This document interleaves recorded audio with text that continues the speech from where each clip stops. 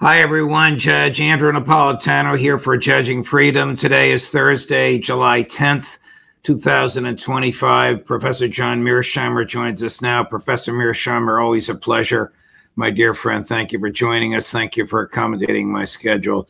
Professor Mearsheimer, why do you suppose that Israeli Prime Minister Benjamin Netanyahu has been to the White House and to Capitol Hill each 3 times in the past 6 months, the most recent of which were 2 visits this week, concluding yesterday?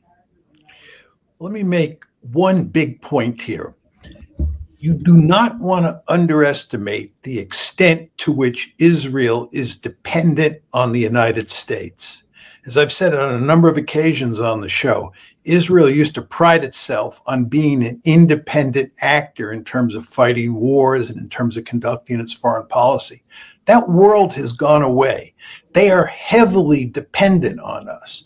Benjamin Netanyahu needs us desperately. So it's no accident that he has come to visit Trump 3 times. Just think about that, 3 times in the past 6 months. And as you watch him interact with Trump, what you see is that he goes to enormous lengths to kiss up to Trump. And the reason is he's so dependent. His country is so dependent on the United States. This is an unhealthy situation for Israel, and it's also an unhealthy situation for the United States. But it is where we are at today. Do you suppose that Trump is naive enough, simple-minded enough, vainglorious enough to be impressed by the sycophant-like behavior? I mean, for example, Benjamin Netanyahu nominating somebody for the Nobel Peace Prize. This sounds like a skit on Saturday Night Live. It's so absurd. Who would take such a nomination seriously, except perhaps the nominee? I think that's exactly right. It's laughable to people like us, but to Trump, having his ego assuaged is of enormous importance. You also see this with Mark Rutte, who is the present head of NATO. He goes to great lengths to kiss up to Trump because he believes, like Netanyahu believes, that flattering Trump really gets you a long way. And I think both Rutte and Netanyahu are correct in that assessment. Do you think there's any connection between, or can you shed any light on, or can you offer any analysis of the fact that while Netanyahu was here, the government did a 180 on the Epstein files, and after the Attorney General said they're on my desk and we're reviewing them now, says the client list doesn't exist? Is there any connection between Netanyahu's presence here and this bizarre, aggravating to his base announcement? I don't have any hard evidence to show a connection, but as Max Blumenthal laid out on the show the other day, there's a lot of circumstantial evidence that makes one thing that Jeffrey Epstein was tied up very closely, certainly with Mossad, but probably with the CIA as well. And what's going on here is if that list is made publicly available, we'll see those connections. I'm not sure of that because I haven't seen the list. But there's a lot more going on here than meets the eye, for sure. And again, I think Max laid that out very clearly on the show the other day. Here's the president's reaction when in his presence, actually at a cabinet meeting, the Attorney General was asked, what's going on here? Before she could answer, he jumps down the reporter's throat. Why are you even asking this? Watch this. Are you still talking about Jeffrey Epstein? This guy's been talked about for years. That is unbelievable.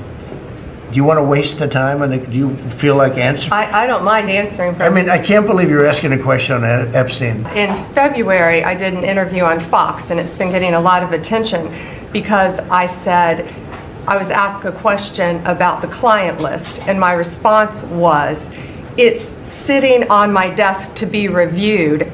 Also to the tens of thousands of video, never going to be released, never going to see the light of day. To him being an agent, I have no knowledge about that. We can get back to you on that. And that's it on Epstein. The United States Attorney for the Southern District of New York, Alexander Acosta, who was the Trump Secretary of Labor in the first term, and who negotiated the plea deals with Mr. Epstein, said he was an agent. Would it be beyond Mossad to use sex as both a weapon and an instrument of intelligence? Oh, absolutely not. And Jeffrey Epstein was the perfect person to use. Again, we don't have the hard evidence, but the circumstantial evidence here is overwhelming.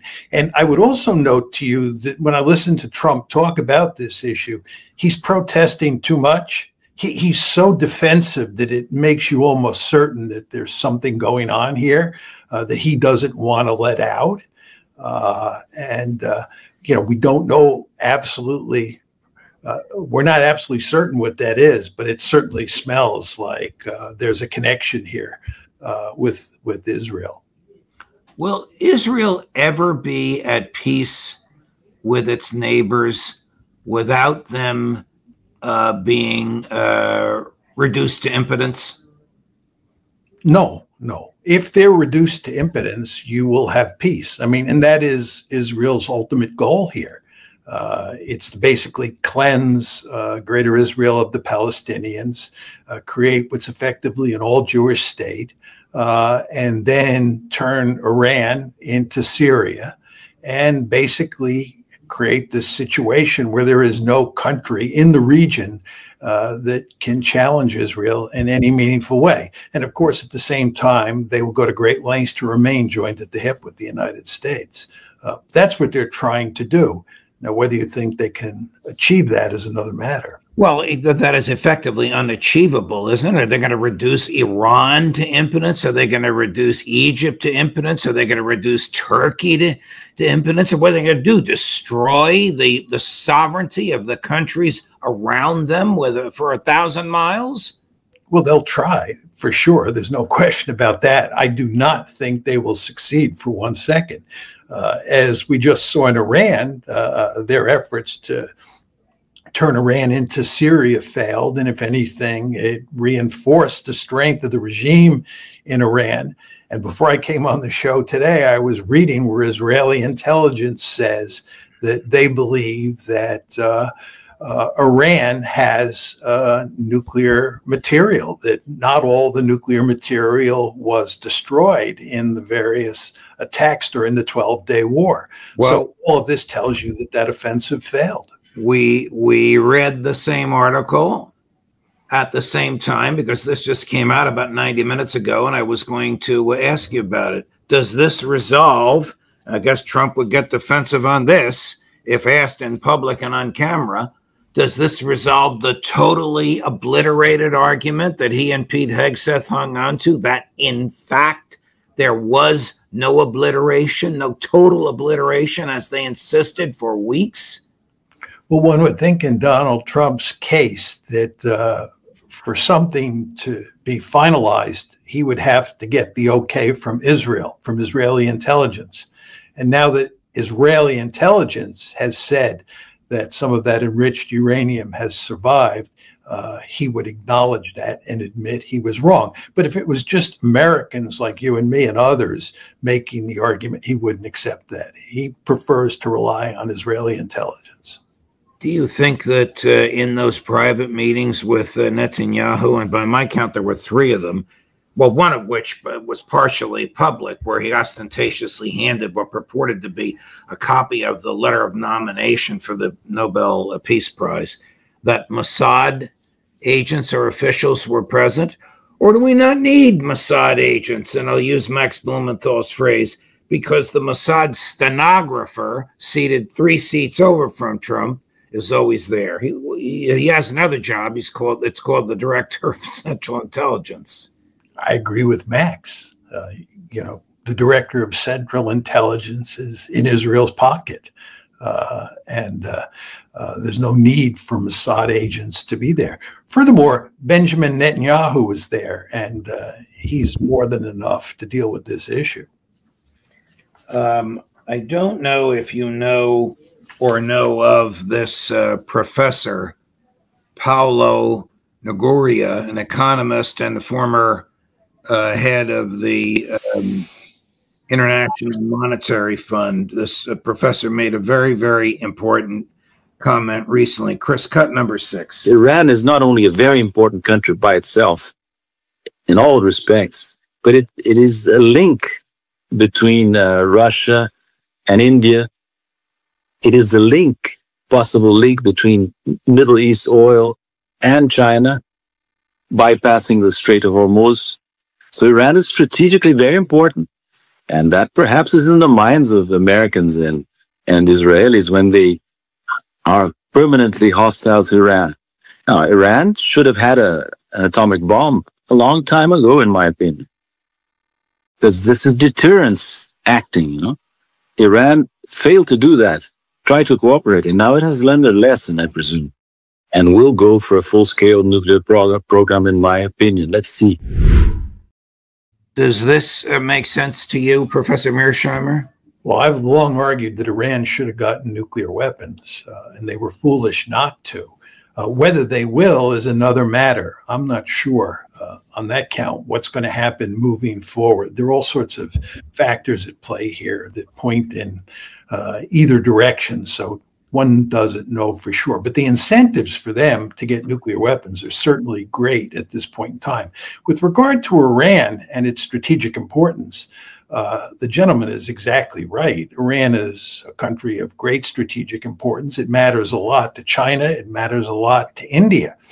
I would note that Iran, over the past few decades, and I'm choosing my words carefully here, decades, has gone to great lengths to improve relations with the United States. It's very important to understand that Iran does not want to have bad relations with the United States.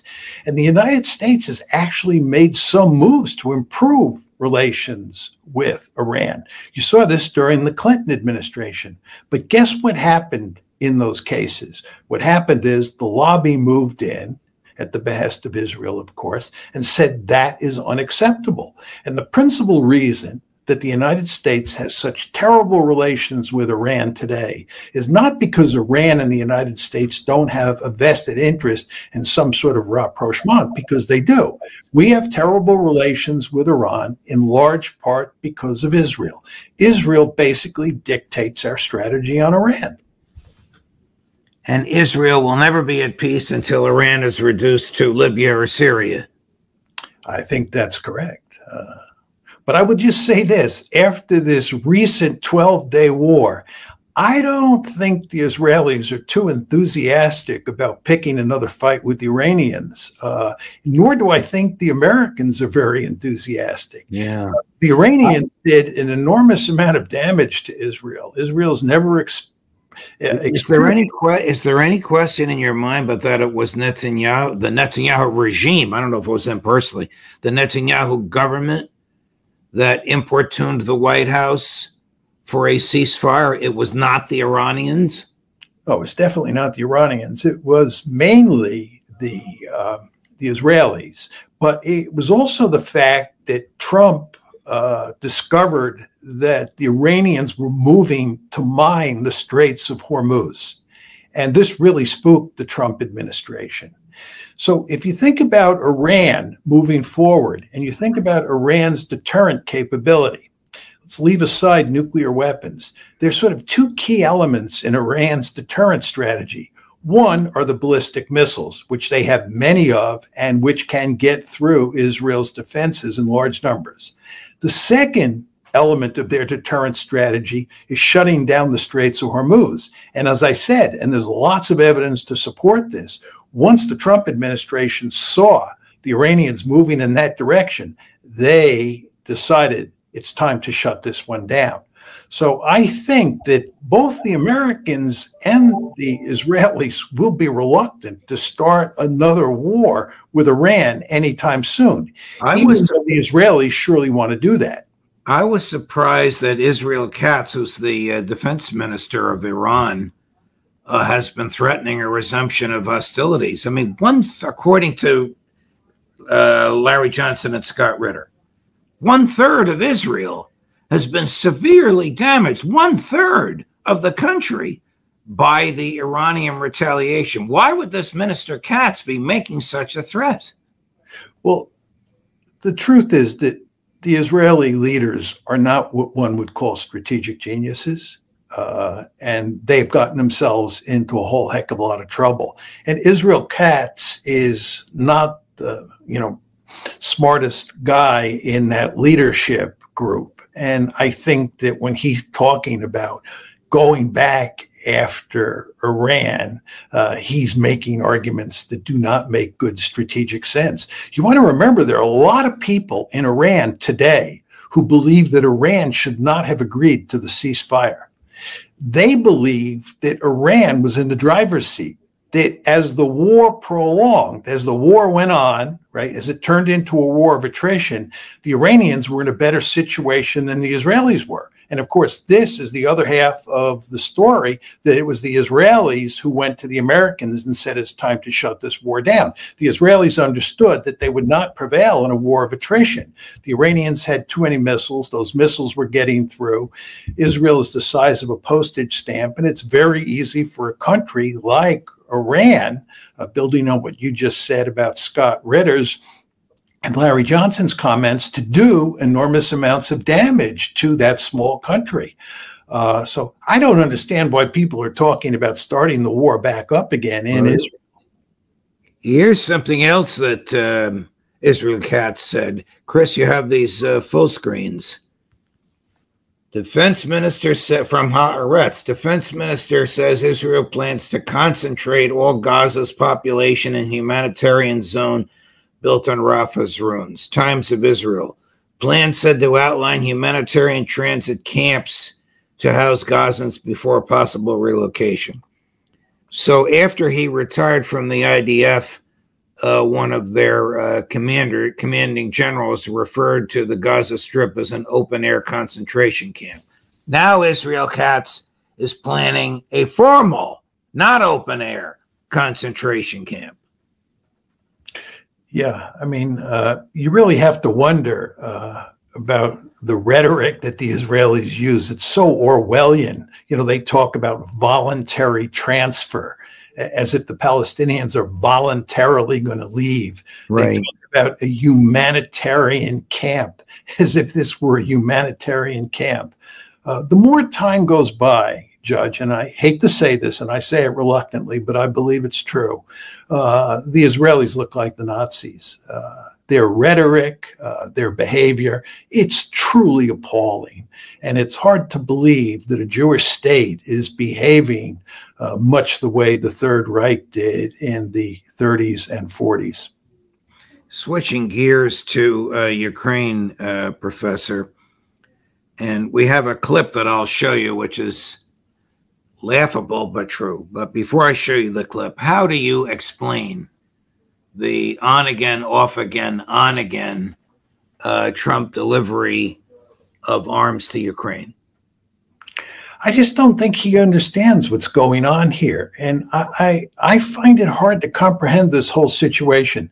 The Russians have made it manifestly clear what is necessary to get a peace agreement with them since last June. June 14th of 2024, Putin gave a very prominent speech to his foreign ministry. He laid out the terms. Hardly anything has changed since then. And basically, you either accept those terms or the war goes on. All this nonsense about calling for a ceasefire and trying to get the Russians to change their terms and so forth and so on is a waste of time. The Russians have made it unequivocally clear what they want. They view this as an existential threat that they're facing, and they have no intention of changing the terms that they are demanding. You might not like that, but that's what's going on here. Now, Trump and his representative, Steve Witkoff, have had numerous conversations with the Russians, including with Vladimir Putin himself. You would think that they would understand what has to be done here. And if they're not going to agree to it, just say that and go on with the war. But But instead, there's this constant back and forth pretending that some sort of deal can be worked out, and it's the Russians who are unreasonable, and it's the United States that's reasonable, and so forth and so on, is a charade. It just makes no sense at all. So what's going on here is that Trump is being pulled in one direction and then in another direction. And the end result is he's going to end up looking like Joe Biden #2. He's going to end up looking like Joe Biden #2 in the Middle East. And he's going to end up looking like Joe Biden #2 vis-a-vis Ukraine. He's not going to get a settlement. And he's going to end up continuing to fund this war until it's settled on the battlefield.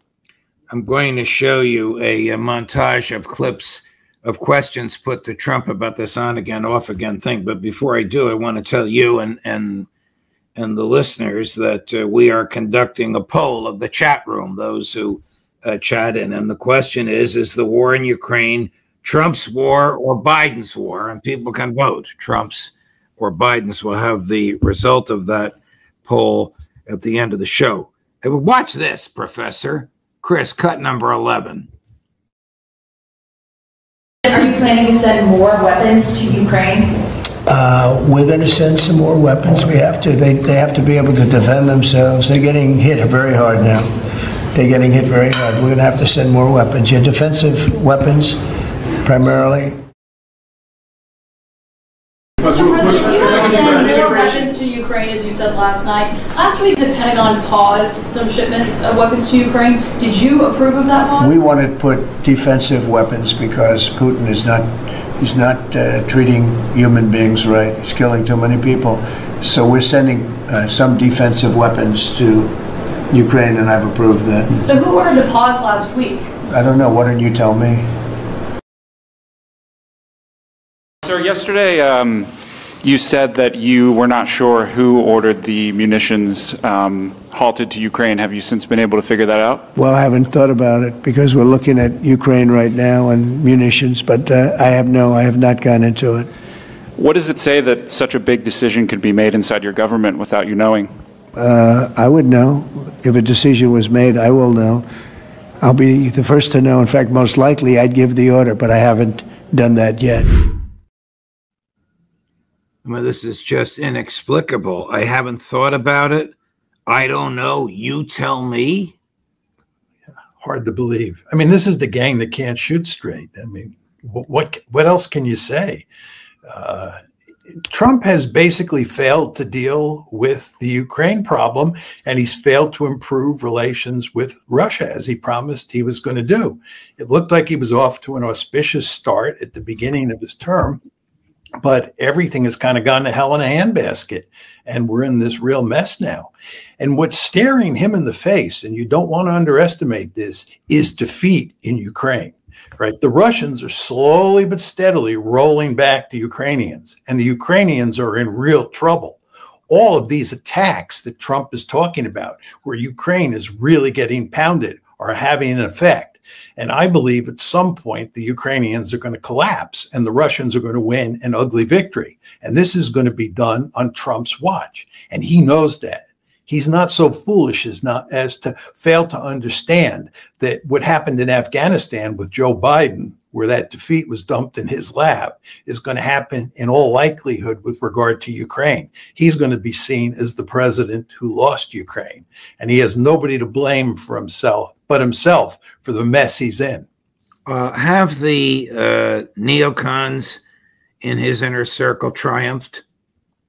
I think they basically have. I think that if you look at the line of argument that he was making in the run-up to the campaign, or run-up to him taking over in the White House, and the arguments that he was making about Ukraine shortly after he moved into the White House, and then you look at where he's at today, it's quite clear that the restrainers, the people who are interested in cutting a deal with Russia and putting an end to the Ukraine war, have lost, and the neoconservatives have basically won. Will the neocons settle for anything less in Ukraine other than a complete, this is absurd, but will they settle for anything less other than a complete Russian withdrawal? Or is this thing just going to go on and on and on until the last Ukrainian soldier is dead? Well, I think you're going to get a frozen conflict here. I don't think the Russians are going to try to conquer Western Ukraine. I think you're going to be left with a dysfunctional rump state in the form of Ukraine, and the Russians are going to end up cleaving off a big chunk of Ukrainian territory and making it part of Russia. I think that's what's going to happen. But once you have this frozen conflict, you're going to have poisonous relations between the Russians on one side, the Europeans, the Americans, and the Ukrainians on the other side.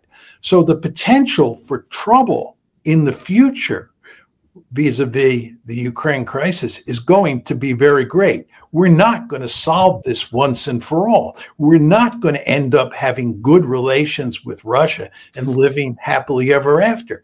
This mess in Ukraine is going to go on, even once it's settled on the battlefield and you get a frozen conflict.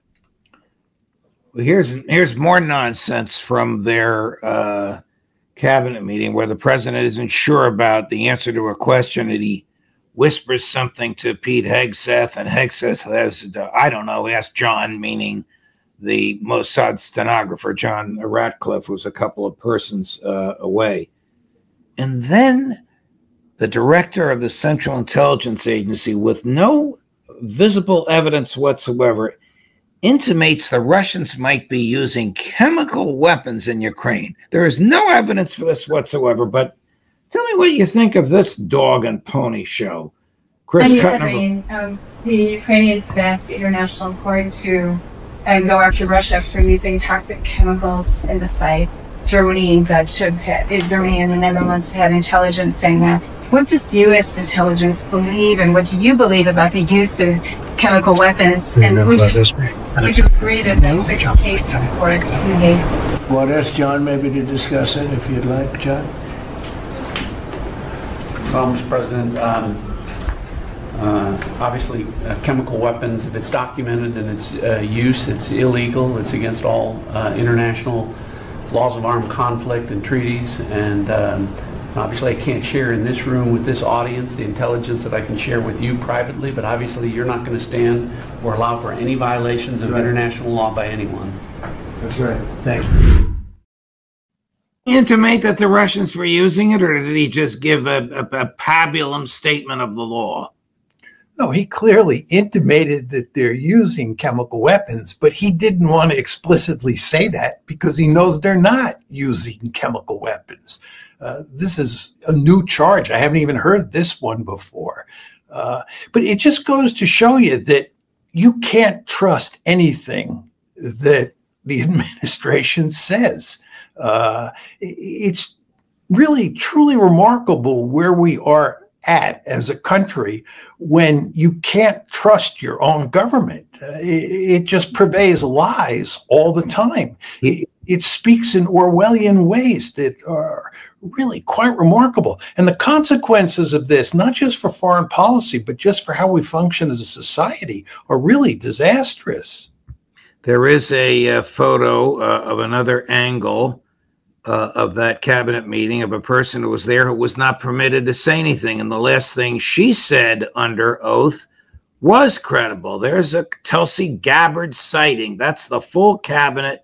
She didn't say a peep in the two words, but the last thing she said publicly was on March 25th, 2025 under oath, where she testified that the Iranians were not working on that it was the consensus of American intelligence that Iranians were not working on a nuclear weapon, statements that were without evidence, contradicted by the president, who said, I don't care what she says.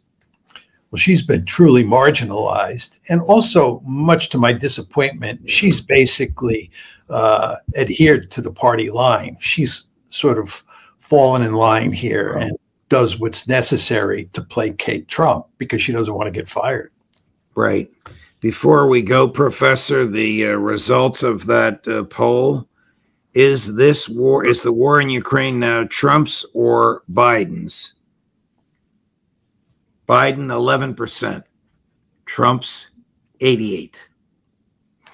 But I would ask you this, Judge. Wouldn't you say that the war belongs to both of them? Yes, it does. I agree with you. The war belongs to both of them. But the president has stopped saying it's not my war and has stopped saying it's Joe Biden's war. And you were right on the mark, in my view, Professor, where you said he's going to have another Afghanistan on his hands. Of course, it was his administration, Mike Pompeo, that negotiated the withdrawal from Afghanistan. It did occur disastrously on Joe Biden's watch. He's going to be confronted with this. Yeah. Well, in Trump's defense, there's no question that when he walked into the White House, he inherited a series of really difficult foreign policy problems. Ukraine is one, the Gaza genocide is another, the Iran issue is a third. But the fact is, he's done a terrible job of dealing with these three problems. Some of it has to do with the fact that he has surrounded himself with neoconservatives. You ask, have the neoconservatives won? All you have to do is look at the people sitting with him at the table. I do wonder about his level of comprehension. I mean, the answers to that question, I haven't thought about who ordered the halt. I don't know. You tell me. These are non sequiturs. Yeah, but just to come at this from a slightly different angle and talk briefly about the tariffs issue. About a month and a half ago, when the whole tariff issue was a hot issue, somebody asked him how he decided when to put tariffs on a particular country or to take them off, and what the level of the tariffs would be, and so forth and so on. And he said very clearly that I do this by intuition. I don't use pencil and paper. I don't do calculations. I do it by intuition. This is a truly remarkable statement. This is not a man who thinks long and hard about how to deal with problems. It's not a man who consults the best experts on a particular subject and tries to figure out how best to move forward. And as I say, when you're operating in an environment where you have a host of exceedingly difficult problems to try to solve, it's imperative that you do that. But instead, he flies by the seat of his pants. He thinks he's a genius. And the end result is he's just digging deeper and deeper in that hole that he's fallen into.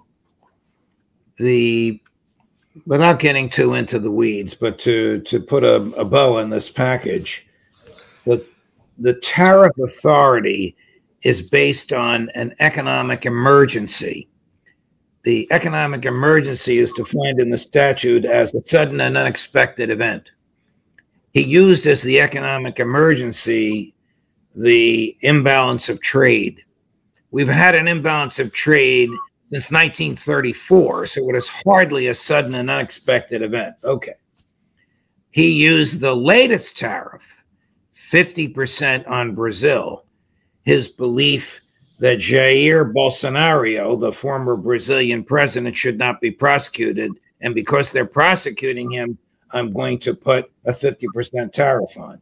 He is so far afield from the law and the Constitution, it is mind-boggling. I'd make 2 points. One is that Trump does not believe in rules. He believes that rules are for everybody else, but not for him. He believes he's a genius, and as a genius, he doesn't have to pay attention to rules.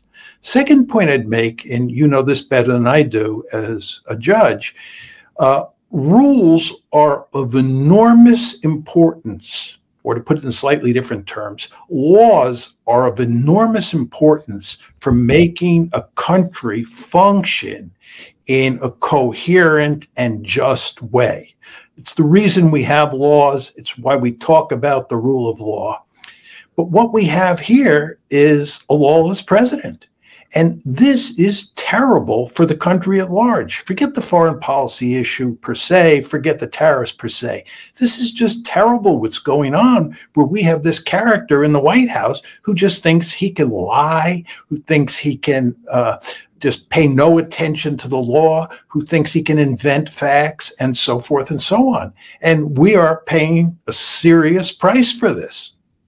As if to make matters worse for him, in the past 15 minutes, the United States Court of Appeals for the Second Circuit upheld a jury's verdict of $5 million against him for defamation, I believe with prejudgment interest and penalties, it comes to 11 million. That's a drop in the bucket for him, but the jury upheld it.